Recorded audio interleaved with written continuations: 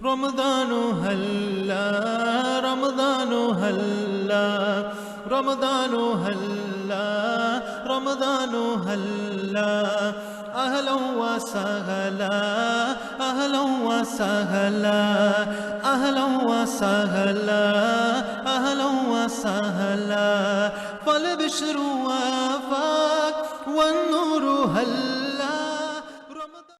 اللهم صل على سيدنا ومولانا محمد وعلى آل سيدنا ومولانا محمد مبارک وسلم صلاۃ و سلام علیک یا سیدی یا رسول اللہ۔ JRO اسٹوڈیو کی رمضان ٹرانسمیشن کے ساتھ آپ کا میزبان فقیر محمد قادری ایک بار پھر حاضر خدمت ہے، اور آج ہمارا موضوع ہے تراویح۔ ناظرین کرام، رمضان المبارک میں دو اہم عبادات ہوتی ہیں، ایک روزہ اور ایک تراویح، جو عام دنوں میں، عام مہینوں میں ہم نہیں کرتے عبادت۔ یہ مخصوص عبادات دو ہیں، اور آج ہم نے تراویح سے متعلق گفتگو کرنی ہے، تراویح کے مسائل جاننے ہیں، تراویح پڑھنی کیسے ہے، تراویح کے احکامات کیا ہیں، یہ تمام گفتگو انشاءاللہ ہم نے کرنی ہے حضرت علامہ مولانا مفتی شفیق الرحیم خان صاحب دامت برکاتہم العالیہ سے، اور جاننا ہے کہ نماز تراویح کی کیا رحمتیں، کیا برکتیں، کیا اجر و ثواب ہے، اور تراویح کے مسائل کیا ہیں۔ چلیں گے حضرت کی طرف اور حضرت سے پوچھیں گے پہلا سوال کہ تراویح نہ پڑھیں تو کیا حکم ہوگا؟ بسم اللہ الرحمن الرحیم۔ تراویح سنت مؤکدہ ہے، اور چاہے مرد ہو چاہے عورت، دونوں کے لیے سنت ہے اور بالاجماع ثابت ہے۔ اور اللہ کے رسول صلی اللہ علیہ وآلہ وسلم نے فرمایا کہ جو ایمان کے ساتھ اور طلب ثواب کے لیے رمضان کی راتوں میں قیام کرے تو اللہ تبارک و تعالیٰ اس کے تمام اگلے گناہ بخش دے گا۔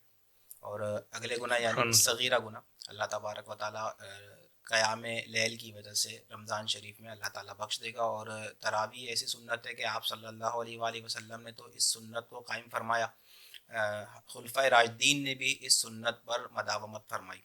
حضرت عمر رضی اللہ تعالیٰ عنہ کے زمانے تک، چونکہ آپ کو پتہ ہے کہ باقاعدہ جماعت نہیں ہوتی تھی، آپ صلی اللہ علیہ وسلم نے اپنے عمر مبارک کے جو ہے وہ چند دن، یعنی روایت میں آتا ہے 3 دن، آپ صلی اللہ علیہ وسلم نے تراویح کی نماز ادا فرمائی، باقاعدہ جماعت سے نہیں تھی، آپ صلی اللہ علیہ وسلم تنہا پڑھنے کھڑے ہوئے۔ صحابہ کرام نے جب دیکھا تو ظاہر ہے کہ اللہ کے رسول کی تراویح بھی سبحان اللہ کیا تراویح ہوگی، کیا قرآن پڑھنے کا انداز ہوگا۔ اور پھر خوش نصیب لوگ تھے جنہوں نے وہ انداز دیکھا اور آپ صلی اللہ علیہ وسلم کے پیچھے تراویح پڑھنے کا انہیں موقع لگا۔ تو بہرحال سرکار صلی اللہ علیہ وسلم نے تراویح شروع فرمائی، اور صحابہ کرام نے آپ صلی اللہ علیہ وسلم کو پڑھتے دیکھا تو پیچھے کھڑے ہو گئے۔ ابتدائی دن میں، پہلے دن میں چند صحابہ، پھر اگلے دن مزید بڑھ گئے، تیسرے دن مزید بڑھ گئے۔ تو آپ صلی اللہ علیہ وسلم نے یہ سوچ کر کہ کہیں ایسا نہ ہو کہ یہ عمل میری امت پر فرض قرار دے دیا جائے، واجب کر دیا جائے، تو آپ صلی اللہ علیہ وسلم نے اس عمل کو چھوڑ دیا۔ تو اس وقت سے پھر حضرت عمر کے زمانے تک مسلمان جو ہے وہ مختلف الگ الگ طریقے سے انفرادی طور پر تراویح پڑھتے رہے۔ حضرت عمر کا دور آیا تو آپ رضی اللہ تعالیٰ عنہ ایک دن مسجد میں تشریف لائے، رمضان کی راتیں تھیں، تو آپ نے دیکھا کہ صحابہ جو ہے وہ علیحدہ علیحدہ تراویح پڑھ رہے ہیں۔ تو آپ نے ارادہ ظاہر فرمایا کہ میری خواہش ہے اور میرا ارادہ ہے کہ میں تمہیں ایک امام کے پیچھے جمع کر دوں۔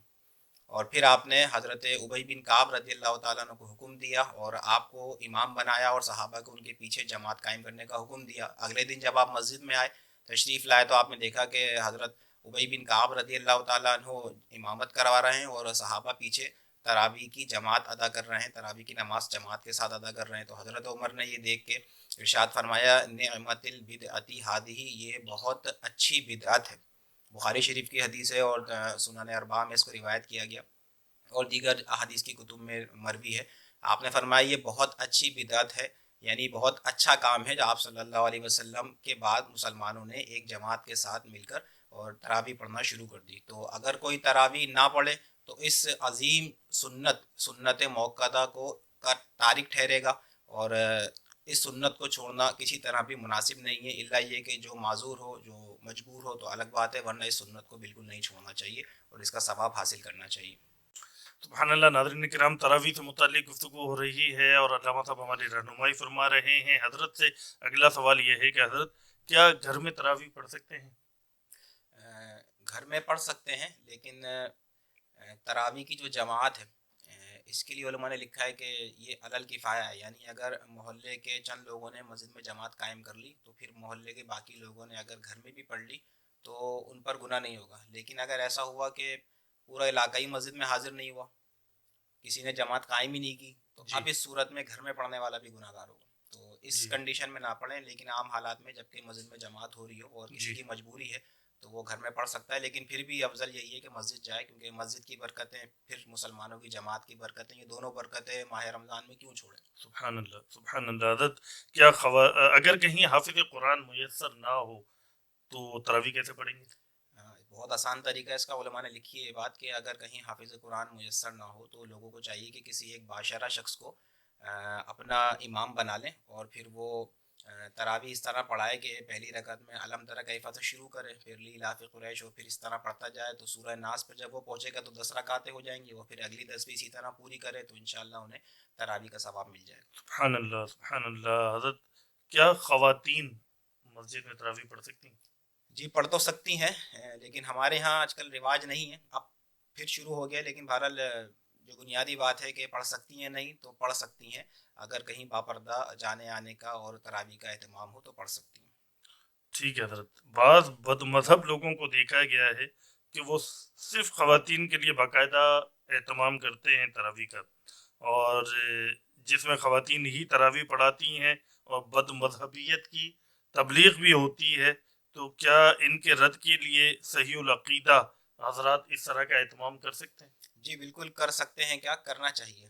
ظاہر ہے کہ دین کی ہر فیلڈ میں جہاں جہاں بد مذہبیت پھیلتی ہے وہاں اہل سنت کے جو افراد ہیں, جو ایکٹیو حضرات ہیں, وہ کوششیں کرتے ہیں. بالکل اسی طرح اس فیلڈ میں بھی کوشش کرنی چاہیے, کیونکہ یہ بات تو ٹھیک ہے کہ بد مذہب جگہ جگہ یہ اہتمامات کرتے ہیں اور خواتین کے لیے خاص طور پہ کرتے ہیں, اور ظاہر ہے وہ اپنی بد مذہبیت ہی پھیلاتے ہیں. مطلب ایسا تو نہیں ہے کہ وہ عقیدہ حق کی ترجمانی کریں گے, وہ بدعقیدگی پھیلاتے ہیں, اور ہماری جو سنی خواتین ہیں وہ پھر گمراہی کی طرف جاتی ہیں. کئی ایسے واقعات بھی آپ سن چکے ہوں گے کہ اس طرح جو ہے وہ خواتین جو صحیح سنی گھرانے کی تھیں وہ گئیں, اور اس کے بعد پھر بد مذہبوں کی صحبت کی وجہ سے ان کے عقیدے خراب ہوئے, یا کچھ نہ کچھ گمراہی ان کے اندر آئی یا بے عملی آئی.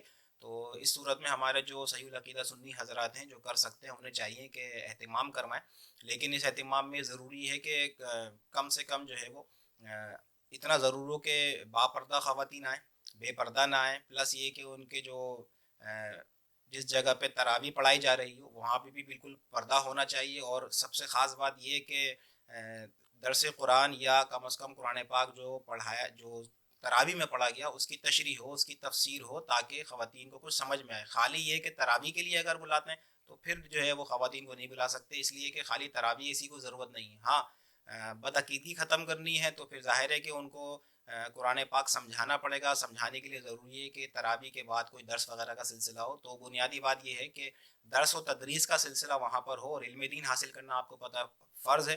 عام حالت میں فرض کفایہ اگرچہ ہے, لیکن بہرحال فرض ہے. تو خواتین اگر نکلتی ہیں اس درس قرآن میں جانے کے لیے یا تراویح کے بعد جو درس ہوتا ہے اس میں جانے کے لیے گھروں سے نکلتی ہیں, تو بالکل اس کی اجازت ہے. محض تراویح کے لیے نہ بلایا جائے, نہ اہتمام کیا جائے, ساتھ میں درس و بیان کا اور اسی طرح تدریس کا سلسلہ ہو, تاکہ ان کی کچھ عقیدے اور اعمال کی جو ہے وہ اصلاح ہو سکے. جزاک اللہ جزاک اللہ. حضرت ایک اور سوال یہ کہ کیا ایک سلام سے 20 رکعت تراویح پڑھ سکتے ہیں؟ جی پڑھ سکتے ہیں, لیکن یہ پسندیدہ نہیں ہے, ایسا کرنا نہیں چاہیے, لیکن بہرحال اگر کسی نے پڑھ لی تو پڑھ سکتے ہیں. جزاک اللہ. حضرت کیا ایک ساتھ 20 تراویح کی نیت کر سکتے ہیں؟ یہ آسان طریقہ ہے ایک ساتھ 20 تراویح کی, یعنی جب امام صاحب جب شروع کر رہے ہوں تراویح مسجد کے اندر, یا آپ خود شروع کر رہے ہوں, تو ایک ساتھ ہی نیت کر لیں کہ میں نیت کرتا ہوں 20 رکعت نماز تراویح کی سنت موقدہ, اور آگے جو بھی الفاظ ہوتے ہیں کر لیں, تاکہ اب ہر دفعہ جماعت میں عام طور پہ دیکھا گیا ہے کہ امام صاحب اللہ اکبر کے نیت باندھ کے تلاوت بھی شروع کر دیتے ہیں, اور بندہ جو ہے نا اس وقت تک نیت ہی باندھ رہا ہوتا ہے, ریپیٹ کر رہا ہوتا ہے. خاص طور پہ جو تھوڑے کن پڑے ہوئے لوگ ہوتے ہیں, ان پڑھ لوگ ہوتے ہیں, ان کے لیے پرابلم ہوتی ہے. تو ان کے لیے آسان یہی ہے کہ شروع میں ہی, ابتدا میں ہی 20 رکعت کی جو ہے وہ نیت کر لیں, لیکن پھر دوبارہ جب اگلی 2 رکعت پڑھ چکے, اب اگلی 2 رکعت کے لیے کھڑے ہوں تو کم از کم وہ نیت حاضر ضرور ہو ذہن کے اندر, ایسا نہ ہو کہ وہ نیت غائب ہی ہو جائے. ایسا اگر ہے تو پھر ایک ساتھ نیت کر سکتے ہیں. جزاک اللہ. حضور یہ بتائیے کہ کیا تراویح بیٹھ کر ادا کی جا سکتی ہے؟ جی بیٹھ کر ادا کی جا سکتی ہے, لیکن کوشش یہ کریں کہ کھڑے ہو کے پڑھیں. بیٹھ کر پڑھ سکتے ہیں, جس کے ساتھ کوئی تکلیف ہو وہ بیٹھ کے پڑھ سکتا ہے, اس میں اتنی شدت نہیں ہے. تراویح کم از کم پڑھیں.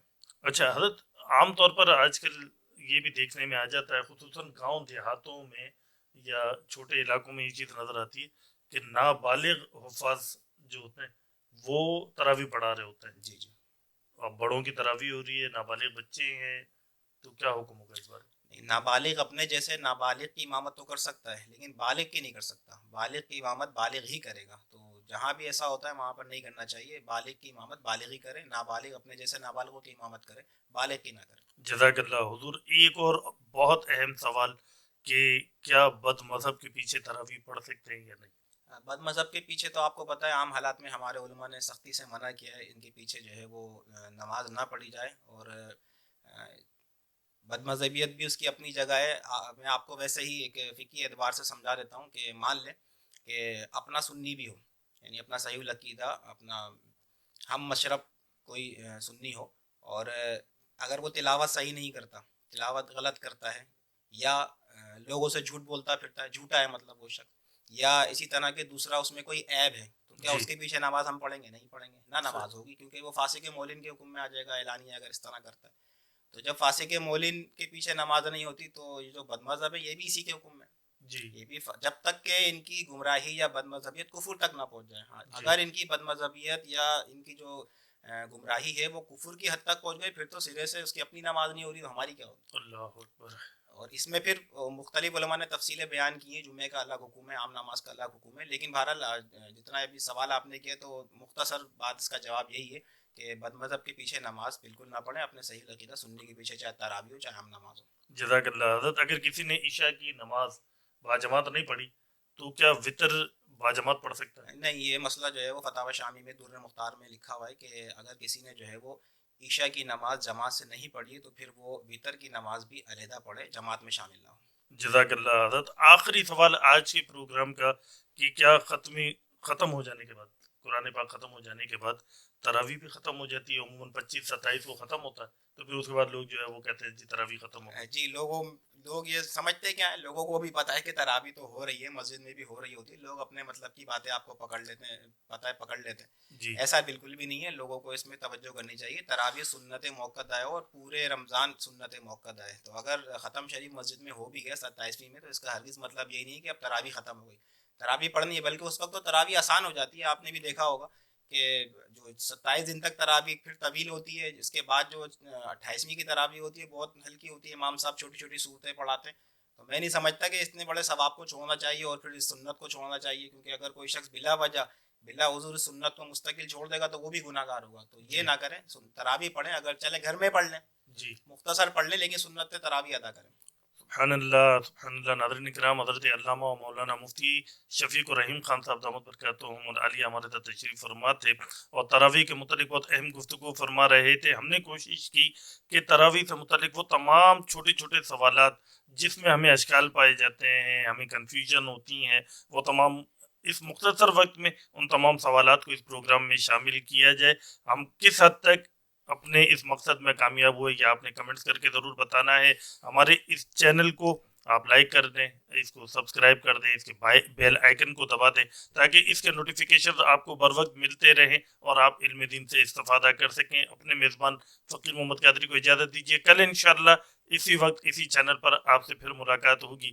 والسلام علیکم ورحمۃ اللہ وبرکاتہ.